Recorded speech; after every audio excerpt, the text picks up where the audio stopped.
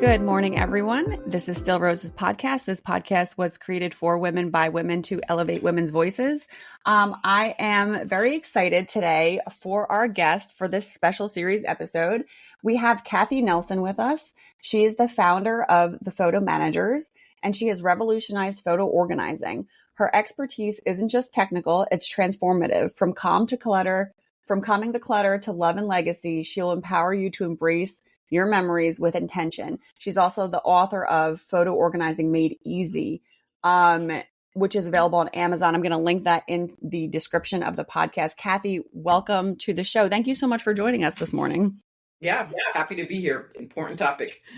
Yes. So why don't you just tell the listeners a little bit about yourself? Well, how did you get into this space? Because it's interesting. It's an interesting story. I created a profession that didn't exist essentially, but I was a mom, as a mom when my son I was always interested in photos and stories. If I look back at the trajectory of my life, which is funny for any of you that are women thinking, I still don't know what I want to do when I grow up. You can decide that at 50, I was really at 50 that I realized what I wanted to do when I grow up. So that's a little encouragement to not feel like you have to know everything. But as you start to look at the things that you cared most about, and photos and stories were always something that I was interested in.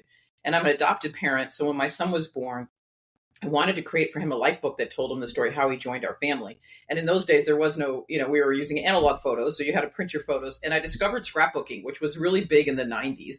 And so I did a lot of scrapbooking and would host scrapbooking events. And I noticed that I would think, women aren't here cutting photos into cute little shapes, which is what a lot of people thought scrapbooking was. Just like, it is a creative hobby, but it was also, you could tell that what was happening was connection. Women were sitting around and telling each other the stories of their life, showing the photos. Here's Johnny at 3, or look at us before we got married, or here's our dating photo, or here's my parents, and all that. And I knew that something really special was happening. And I knew that what was happening was the way we interact with our photos is, I believe we're a people of stories. And as humans, we've been wired to tell stories our whole lives. Podcasting is another form of storytelling. And the minute cameras were put into our hands, we became visual storytellers. And but what's happened today with technology, the shift from an analog where we had to take our rolls of 24 exposures or 36 down to our local camera or CVS or whatever and wait in the parking lot to get our rolls of film back, has totally been transformed. Where now we're taking thousands and thousands of photos in a second and never really interacting with those. But so I was watching that happen in the late around 2008, 2009, 2010. And a lot of your listeners probably, if you start to think about those 1-hour photo labs that were on every corner, are no longer there. Yeah. And Kodak also went out of business. And it was a huge disruption. And the camera industry has been extremely disrupted by this technology. And we just weren't ready for it. So as my friends would start to try and figure out, how do I get my photos from my memory card to my computer? Because in those days it was memory cards. They started asking me, and I was helping them because I had learned how to do that early on. And then a good friend finally said, well, what do you charge per hour? And I was typical, well, no, I'm not going to charge you, Maria, you're my friend. And she's like, no, Cathi, I insist. You have to let me pay you. And I paid a residential organizer once to help me move and downsize and things. And I never had heard of that. So I got to her house, and not only did she have boxes of photos that she had inherited from her parents who had just passed away. She was one of 4 siblings. She said, Cathi, this is a mess. And I really want an album of my dad who loved his garden. And can you make me an album of my dad? But she was PC, her husband was Mac, her kids were straddling the analog digital world. And she said, Cathi, I don't care how much it costs, but I guarantee hundreds of other Marias would pay somebody. So that was the beginning. I came home. I decided to call myself a photo organizer because to make that album for her dad, I had to organize the photos. And I started telling people that's what I did. And it grew very quickly. And then others started finding what I was doing.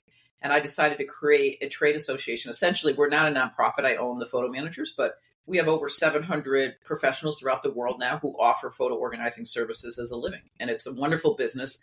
And it really makes a difference in people's lives. And the need only continues to grow. So that's a quick thumbnail of how I got started. So I want to highlight something here to the listeners, because I actually on other episodes, I've actually talked about as women, like there's things and there's talents that we have that in the moment you think to yourself, and especially like my generation was very much like, you have to go to college. Like that's the only way you're going to be able to be anything is go to college. And we know now today, like that's completely inaccurate. And I want to highlight that you took this passion, you took something that you were like, I'm good at this. I like it. I'm going to just go ahead and do this. That's what you went with, and it turned into something. So I want to take a moment and recognize you for that, because you leaned into something and you ended up turning it into a business. I also think it's interesting. And I want to highlight this because this is actually specific to women, almost like the struggle to accept money for a service.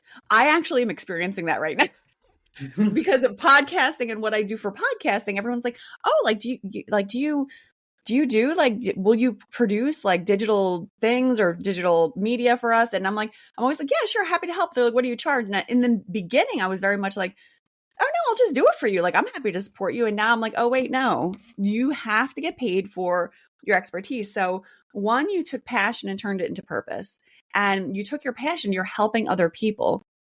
And then two, you actually had the, I don't know how to say like the word, but you had like the oomph in you to be like, yes, like, let's get paid for this. So that I want to just highlight. Good for you on that. That's a huge struggle for a lot of women, and you were able to do it. And I want to say to other women listening, this is a great example of something that she took on and started doing that somebody else could also do. And if you're a mom at home and you're like, oh, I have great organizing skills, or this is also a path that you could look into, because this is sorely needed.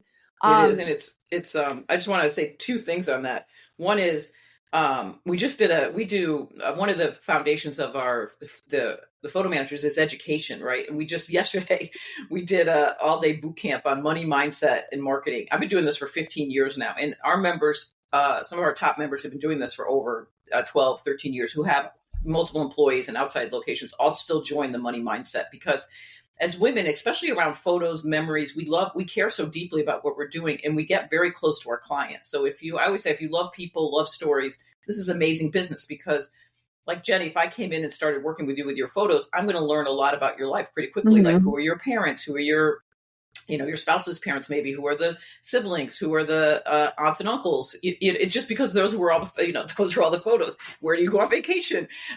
What's your first day of school photo series look like? And so it's really meaningful work, and then it makes it hard sometimes to charge for it. So we work really hard on that. The other thing I want to say is I have two signs behind me. One is everything is figure outable, which is Marie Forleo, which I have to live by, because even just now starting this podcast, we had a little issue with our audio, right? We were both generally, okay, turn this on, plug this in. And, you just got to take that second breath. You can't panic and throw your hands up and think, right, oh, this isn't going to work. Yes. And that's with technology and anything. And the other one is Brene Brown. It's okay to be brave and afraid at the same time. Because every time I've done any of these things, I was terrified in it. And I still am many days. But at the same time, I keep moving forward. So I agree. Those are important messages, I know, for women, because I'm one. And also, I love the message lately that I'm telling, because actually I am now 65. What's amazing is my son is 30, and he does this for a living.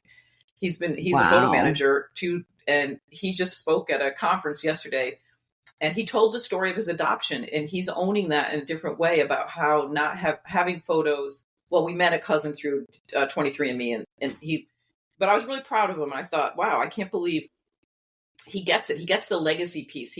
So a lot of people think, oh, this younger generation doesn't care about the photos as much. He didn't. At 25, I would have told you he was driving me crazy, and I didn't know. He was laying on the couch, and it was miserable. Yeah. Now he's married, and this is what he does. So anyway, that's just another. The point is that I want women to understand that you can reinvent yourself at any point. There's no point when you can't. And so I think I didn't know that. The reason I started this at 50 was I called it my incredibly shrinking paycheck, because scrapbooking totally was disrupted as well. I was earning an income on a reusable product, right? Women would buy tons of photo albums and scrapbooks and things, and I had people that sold it as well. And, it was a nice income. And then all of a sudden that started, and I remember being terrified, like, who's ever going to hire me? Even though I had an amazing career in my 20s and early 30s, by my early 40s, 10 years out of the traditional work environment, I felt insecure, unvalued, Yeah. So anyway, that's inspiring to people listening. Let's take a quick break.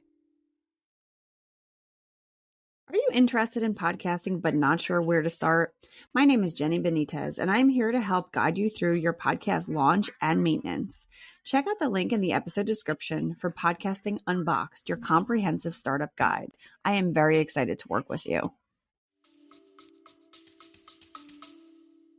That's really, I mean, honestly, it's inspiring to me because I work corporate and I have a daytime job, and podcasting is like my passion. I love doing it. I was just telling my husband last night that we were watching something, and I was like, oh, and this is what the producer is probably doing. And I said to him, I was like, I feel like I totally missed my calling with being in broadcast production because I love it so much. And I get so excited about it. And I'm like, this is the coolest thing. And the producers, this is what they do in the background.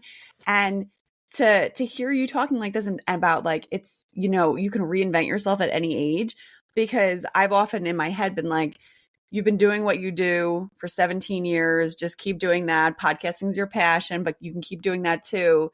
But like kind of in the back of my mind being like, well, it's still just like your little side passion. So it's very and women, right? To me. When I talk to men that do podcasting as a side gig, they never call it their little side thing.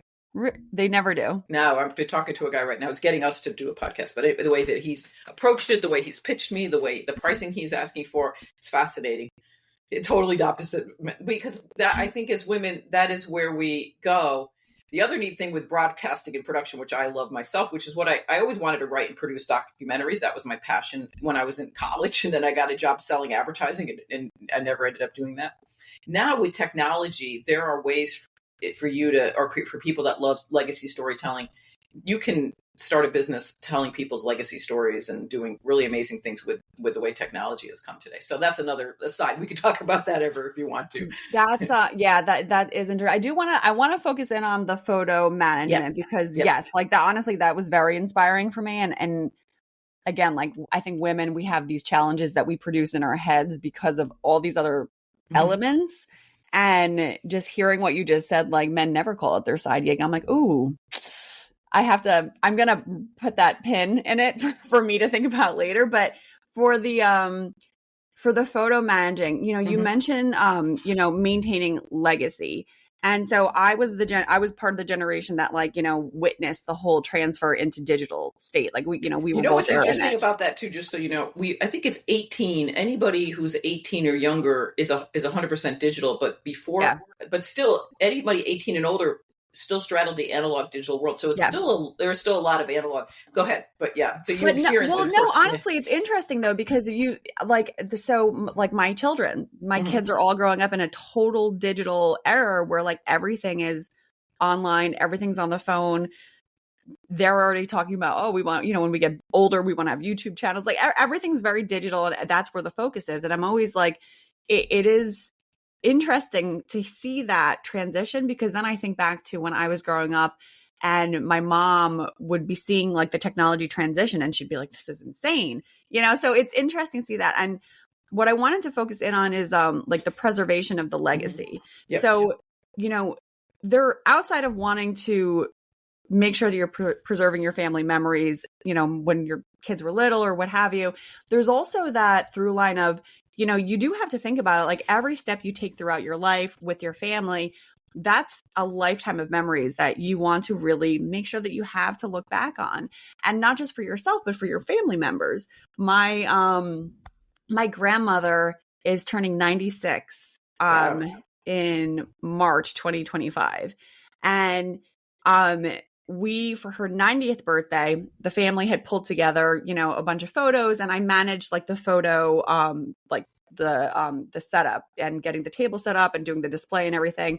And I must have taken, I believe I took pictures of all the older photos because I needed everything to be the same size. So I had taken pictures of older photos and had them reprinted and everything.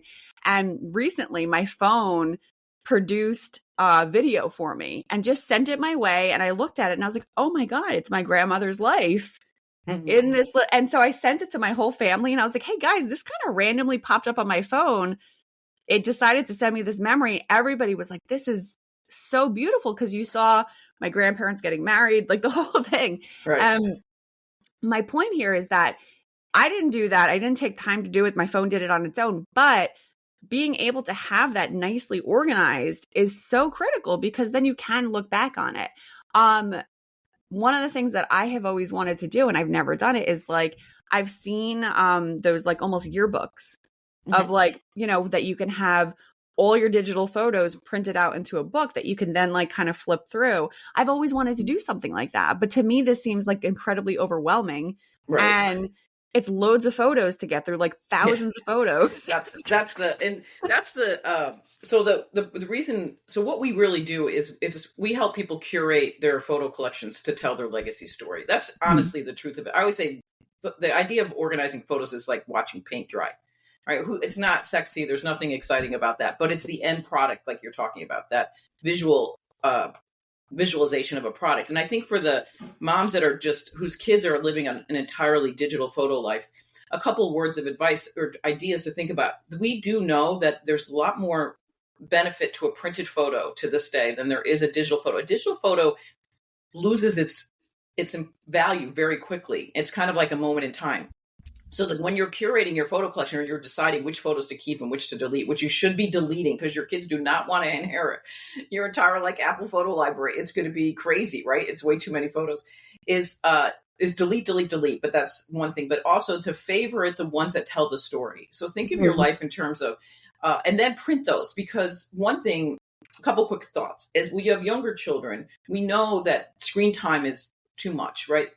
We try to eliminate screen time. I'm sure I don't have grandchildren just yet, but I'm sure I will. And I know my nieces and nephews have grandkids. They are not, they're really working hard at understanding now what screen time does to the mind and things like that. Well, what's the first thing kids want to look at when they want to look at your phone because they want to look at the photos when they're, even by the time they're 1 or 2, they know that that's a photo being taken of them. They want to see what it looks like.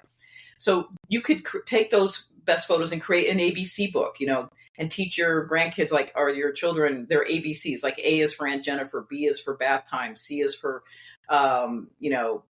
whatever, Aunt Kathy, D is for dog, M is for, right? I did that for my niece, and we would, every time she came over the years, now she's almost 6, she loves to look at that book because, of course, now she can read the book back to me. But I put in there pictures of her dad. E was for, and this is your dad when he was a baby, and this is your dad when he was a teenager, and this is your dad. Such a cute idea. Yeah. So the thing is what's overwhelming is you got to break all projects down into small, like manageable buckets, right? So that's just one little bucket. That's an idea of what you can do. And that's what we help people do, right? So thinking in terms of when you're organizing your photos or you're thinking about your photos, what are the themes of your life? So I'll ask you that, Jenny, because thinking about organizing photos chronologically, which is what our phones do for us now. So I'm not talking analog photos, but your digital, it's all going to be geotagged. It's going to be face recognition, all that piece. It's good news. Like a lot of it's been done, but it's not telling the true story yet. Now, the algorithms told you that story. It would be hard to delete that out because the quality of those photos are going to be condensed and things. And it would be hard to delete that little video that Apple probably created for you. But so you want to be more intentional on that if you can, doing it yourself. But what are the themes of your life? So let me just ask you, what if I asked you that right now? What are some themes that you think of? Things that you care about. Oh, well, so it probably would have been, so the way that my the past 15 years have been, the first 5 was me and my husband before we were married with my stepkids. The next 8 to 10 was my babies being born and then growing up. Yeah, and then also my grandchildren being born, my grandchildren and my kids all being kind of born at the same time and everybody being, so that has been tremendous to see, in real time. So just seeing it in photos would be phenomenal. Yeah. So the theme could be, we're a big pile, a happy pile, or I don't know. I'm just picturing a bunch of kids, how do you celebrate?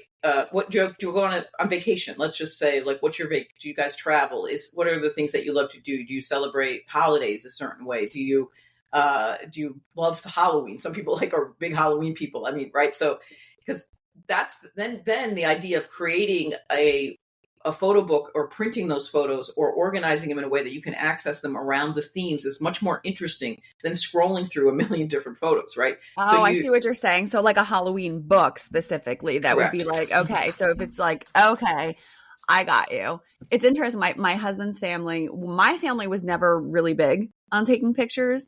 And when I met my husband, it was it was a shock because they were like adamant at every family gathering that there was photos of my in-laws, which are the grandparents, so like the patriarch, matriarch, and then the siblings, and then like they made sure they got every generation, every holiday. And I was like totally shocked. And honestly, I was actually irritated in the very beginning, because I was like, what is the big deal? Like, what are we doing here? And now I'm the one who's like running in my family functions, because my side, again, we don't really take photos like that. So when we're all together, again, with my grandmother for Grandparents' Day this past year, she had, I think, what does she have? Like 12 grandkids in my generation, or roughly about 12 of us. And I think it's 10 to 12 of us. And we were only missing two or one grandchild and like one great grandchild from the mix, but everybody else was able to show up. And I was the one who was like, oh, we need to capture this and like have everybody line up. So and then the key for that is that go ahead. I'm stressing printing. The reason I'm stressing printing so much too is not that you have to print, but otherwise it's like it's gone, right? So I think about this as something to think about for families. If I close my eyes and think about, or do you do the same thing? My family living room growing up, I can picture that better than I can what my college dorm looked like, or what the apartment I lived in throughout my entire 20s, right? It's not, and I could picture the photos on the wall, and I could picture the photos, the little carousel of little photos that was next to the couch. And so put those photos, print that whole family photo and have it framed. And now today, the technology, my gosh, they have magnetic frames. You can, switch frames in and out. I mean, there's so many great things that you can do. But have it visible, just even if you don't talk about it. Because we know that self-esteem in children is created by understanding that they're resilient and understanding the resilience in families. And so not all family is a happy story, right? I'm sure in that mix of people, there's probably some different stories that are important to tell, that those are important stories to tell. So I think that's an important component of why this is so important in terms of taking those photos and printing them and doing something meaningful with them. Yeah, absolutely. It's, and that's the other thing. I think like the printing of it and actually having it show up is, having it up on the wall, because of my husband's family's love for photos, and because of all of that, I now like have photos. We have a whole hallway of photos basically. And one of the very first gifts that I had given my husband was a really large collage of, him and his kids. And like, I had me in there. And so it's very cool now, because when people come to the house, they have to walk through this one particular hallway. And in that hallway, you see pictures of my stepkids growing. And then when I got introduced into the mix, and then you see our trajectory and our story of the four of us. And then I have a second collage, like big one, that I put on the wall that then pulls in almost the timing of my son being born, photos of him, and then my twins being born, photos of them, my grandkids being born, like my stepdaughter through her early relationship. And it's like a beautiful thing to see. And when we moved into our house, before we had the photos up on the walls, it didn't feel like a home. And it's very interesting that you made that pull through, because when we started hanging up the pictures was when we started to feel like, okay, now this is our house.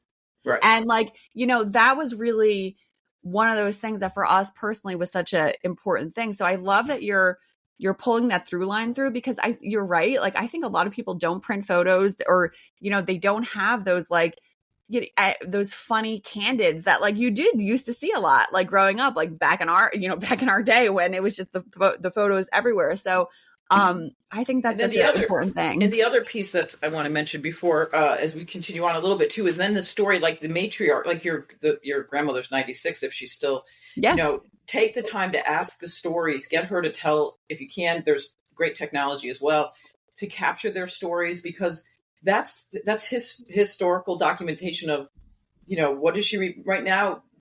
Young children might not care, but how fascinating for them to be able to, she's experienced at 96, the biggest disruption or the biggest change in history, like in the world, right? I'm sure at 96 she remembers, party lines, and she listened to radio, not television. Gosh, that's right. My mom told me about those.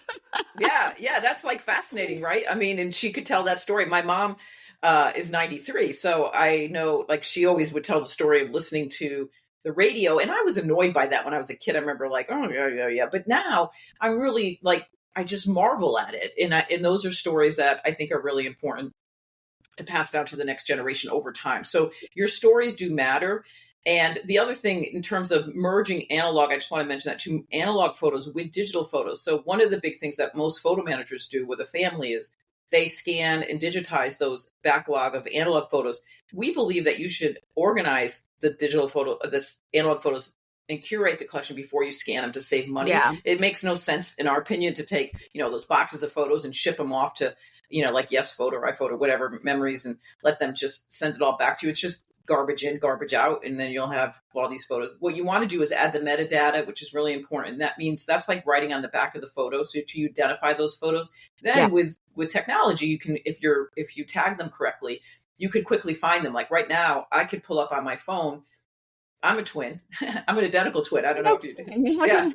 And she's never taken photos. And so I'm the one she comes to, but I can pull up my baby picture right now. I can just pull up my phone and put in 1962 or 1964 and find in my baby or twin, and my baby photos are going to show right up, because they've been my analog photos have been merged into my digital photo collection, so that I have the whole arc of our lives in one place. So that's a big part of the process as well. But it's not what I curated all those. We didn't digitize every photo, and not every photo that we ever had is in that timeline. Right. So that's another thing that's really, if for those listening, and then those old home movies. So that's the other thing. I was shocked when I started my business. I thought it was just photos, but people kept coming to me with, what about these? What about my kids' artwork? What about, I have this old VCR, or I have this camcorder video. Well, nobody can watch those anymore. Those are filled with amazing stories. You need to have those digitized. And again, I keep saying technology to me, but like something called Projector is a great company that now you can stream it on an app on I could go in right now and turn on the app, and I can watch, my kids when they're like 7 and 9, or watch them during a snowstorm. It's right there on my smart TV, because we've had all that done. And it's so much fun to go back and relive those memories. So those are the key things that professional photo managers do for clients, or that you want to make sure that you do for yourself. You're not going to probably digitize your home movie collection. You're going to need to outsource that to somebody else. And it's worth the investment. And we really believe firmly in the idea of white glove service, free pickup and delivery. Don't put it in the mail. That's kind of the service model of a professional photo manager, right? We're really all about, walking alongside you through this process, so that everything is protected, and we're using best practices so that everything is in the way that you're really going to need it into the future. I think this is so amazing and so important, because, it feels like, I don't know if it's just because of where I am in my life, but I feel like things happen so quickly now, and we're running at such a fast pace that you almost don't even have time to digest what's actually happening, because things are running so crazy and quick. So taking that time and even if it's like starting small, right? Because what you just said, I actually think is really important, because that's what's always been a barrier for me is, like, I have 15 years of photos. We're talking about hundreds of thousands of photos that have been taken over the 15-year period. I'm like, I can't organize all that. Who has the time for that? But, looking at just like, okay, well, why don't you just organize the Christmases? Pull out all the Christmases and have like a specific Christmas, like that, I think is doable. And then your idea, I mean, what a fabulous idea for young kids to make an alphabet book based off of family photos. Like, I never would have thought of that. That's such a really wonderful, just something wonderful to have that they can just cherish for the rest of their lives, really, and then pass on to their own kids when they have kids. I can't believe. Yeah, I have my daughter. I did it. What a great idea! I did it for my daughter, analog. Now she's 27, so I have her. I have her ABC book, and then I have Avalon's ABC book, and hopefully, and it's so much fun to go back and look at her ABC book. To we're so much younger. Yeah. Another just quick funny story about that was my own. Another example of something that I did. So I had a rescue dog who I just adored. I picked him up off the highway. It was a little Chihuahua. It was this long highway exit ramp. It's amazing that I stopped. This was like 17 years ago, whatever. I pulled him out and it was like, you are my mother. Everybody that Oh. knew me knew that Wiley only had eyes for me. Anybody that came to the house, he would just stare at me. He loved me more than anybody ever has in such an unconditional way. And he died just about a year ago. And he's the only dog, I don't know if people are pet people, but he's the only dog I would have made an album of. But I knew one of our members, actually, she has narrowed down her focus and she only does pet. She makes photo books and does beautiful work around pets. So that's her business model that she's decided. So I knew that she's the person I wanted. So she called and she interviewed me, though. It's funny. She asked me I think I sent her 3,000. I went on my phone, you can pull up dog. I sent her the photos and then she interviewed me 3 different times. It's part of her process. And she's like, well, there's lots of other dogs here. Who are these other dogs? And I realized, well, everybody in my family has dogs and most of my friends have dogs and we've had dog birthday parties. I had never That's cute. I had never given this a thought. Cute. Like I didn't know that though. Like, right until she looked at the arc of like 15 years and was just looking at that. She created for me. Actually, it's the story of all the pets in my life. It was going to just be for Wiley, but she ended up, and so I have my dog from my childhood, and then that's the book I want at my funeral. It's so funny because in that book, it's about the dogs, but in it are all the other people I love and the friends I have and my kids with holding their pets at different stages in different lives.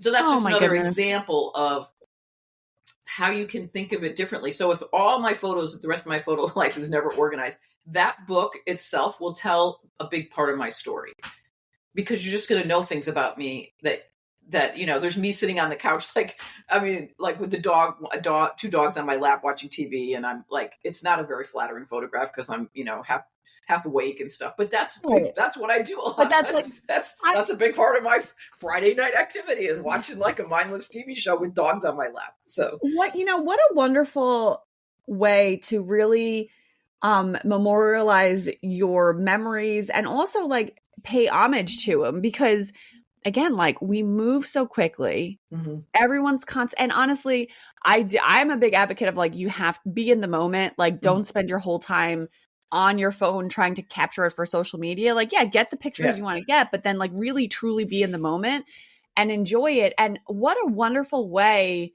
to really like be able to relive that and then tell that story. And honestly, as you mentioned, and I was going to mention this too, maintaining a good, photo log and maintaining a collection is going to be something that not just you're going to cherish, but also like beyond your time. And when you do get to that point where like you do pass away, at your funeral arrangements, like that's a big thing.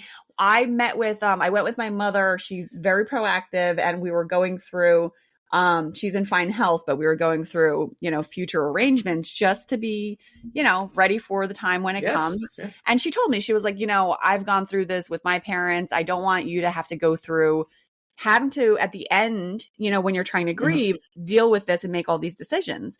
And the person who was at the funeral home said, he was like, a lot of people get to the end there and then they're scrambling, like who has pictures, who has this. And he said, he was like, it's a really good idea to start just kind of collecting things now and having it. And he was like, people think it's morbid, but it's really not because you really want to be able to pay respect and homage to people when they're gone. And now there's an interesting movie. So we've actually added a new certification. So we have our members become certified and they're vetted and they have to go through a whole process to be listed on our website. We have a new one that we've put together, a legacy certification as well, because more and more people are realizing why are we waiting to honor somebody's life after they've passed away? And there's kind of a movement towards doing a legacy celebration before they pass away, which includes getting all those photos together. Like, why should they not hear all the wonderful things that are being said? But also, though, the same idea of getting those photos ready, because that's the moment when the family gathers and the photos are critically important at that time, every funeral.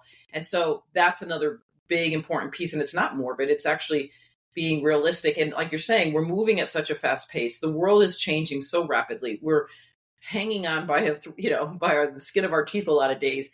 But at the end of the day, I always say one thing I know for sure by doing this for a living, and like we have members in Australia, we have members in Europe, we have members all over the world. If you asked most people to gather the 10 photos that tell the story of their life or that are most important to them, from every country in the world, it's not going to be a mystery what they're going to gather. They're going to gather the photos of probably a birth or or an elder, a wedding, or, some kind of celebration. Nature, in a way, something that they feel is beautiful to them, is going to be part of it, and probably like a milestone event of some sort. We're so much more alike than we're different as humans, right? Those are the things that we care about. And our photos and videos are the ways that we document that. And then one more thought too, when you mentioned you don't take that many for social media, we're actually working on a presentation. I love this. Somebody came up with this. Well, as a photo organizer, she said, what's been amazing? I'm amazed that people took much better photos when they were taking analog photos. They take terrible photos now that they're digital photos.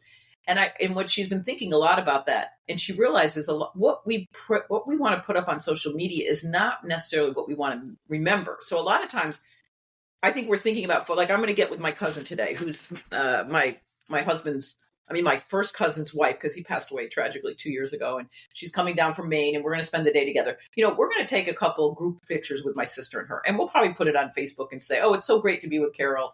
But that's not really a memory that I want to keep necessarily, right? It's a photo I'm going to take, but it's not really, I'd have to think about a photo that I want to take that is something I'm going to remember. I'm going to have to think about it before she comes a little bit more about what is it I really want to take a photo of with her.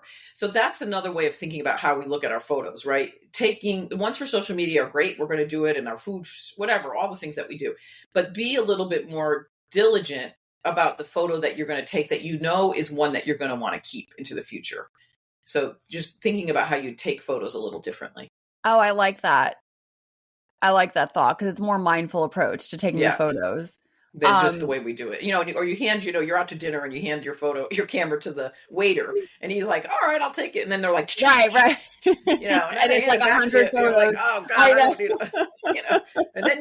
And then it's the next day and something else happens and you go back and you never deleted, all those photos. So. Yeah, no, actually that's a fair point, because I have streams like that on my phone right now that I'm like, I don't need all this. No. Cathi, this has been really, honestly, inspiring discussion, just even from like your startings on how you began this business, and then even through to like really making your memories last and, honoring them in a way that makes sense.